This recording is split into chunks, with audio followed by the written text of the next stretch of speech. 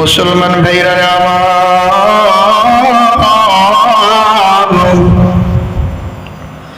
সমস্ত সাহাবীরা হিজরতের জন্য রওনা। অধিকাংশ সাহাবায়ে কেরাম হিজরত করে চলে গেছেন মদিনায়। আল্লাহর হাবিব এবং কিছু দুর্বল সাহাবীরা মক্কায় রয়ে গেছেন, এখনো যান নাই। সেই সাহাবীদের সাথে ছিলেন হযরত আবু বকর, সেই সাহাবীদের সাথে ছিলেন হযরত আলীর মতো সাহাবায়ে কেরাম। যদি আল্লাহর রাসূল হিজরত করবে,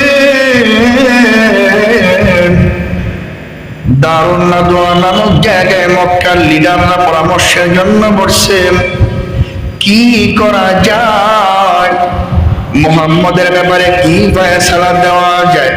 আবু জেহেল সবাইকে ডাকছে, প্রত্যেক গোত্রের বড় বড় লিডারদেরকে পর্যন্ত হাজির করা হলো। ইন দ্য মিন টাইম দেখা যায় এই দারুন নাদওয়া নামক এই জায়গাটার দরজার সামনে একজন বৃদ্ধ দাঁড়ায় আছে।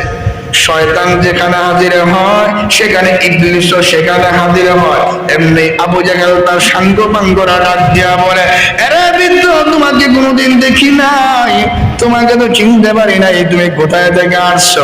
ইবলিস বলে, আমি কেউ নয়, আমার বাড়ি হলো নাজদা নামক এলাকায়, সেখান থেকে আমি আসছি। আমি শুনেছি তোমরা মুহাম্মদের ব্যাপারে পরামর্শের জন্য বসছো, আমি আসছি তোমাদের কথাগুলো শোনার জন্য।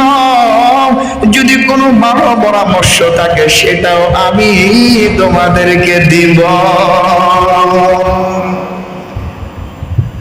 সুবহানাল্লাহ, নাউজুবিল্লাহ। শয়তান তো আর চাও এই আবু জেহেলের কাছে।